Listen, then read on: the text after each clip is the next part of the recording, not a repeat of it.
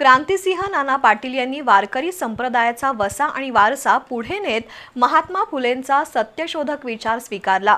छत्रपती शिवाजी महाराज ते महात्मा गांधी यांच्या स्वराज्याच्या व्यापक संकल्पना अंगीकारून त्यांनी स्वातंत्र्यपूर्व आणि स्वातंत्र्योत्तर कालखंडात राजकारण समाजकारण केलं। त्यांचा सत्यशोधक पुरोगामी दृष्टिकोन आजही महत्त्वाचा असल्याचं ज्येष्ठ विचारवंत प्राचार्य डॉक्टर टी.एस. पाटील यांनी सांगितलं।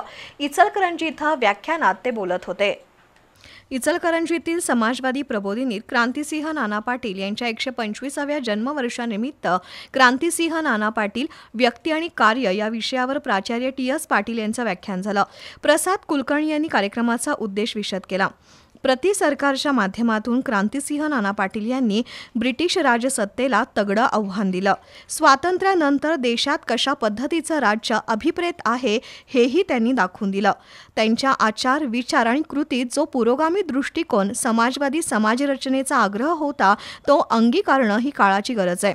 आपल्या सत्ताकारणासाठी जात्यंधता आणि धर्मांधतेचा हत्यार वापरणाऱ्यांशी मुकाबला करायचा असेल तर क्रांतिसिंह नाना पाटील यांचे राजकीय, सामाजिक, आर्थिक, सांस्कृतिक विचार समजून घेतले पाहिजेत।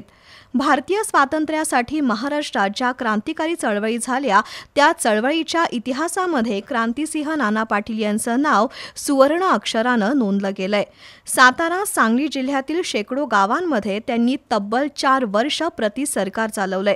ब्रिटिश अधिकाऱ्यांवरही त्यांचा प्रचंड दबाव होता।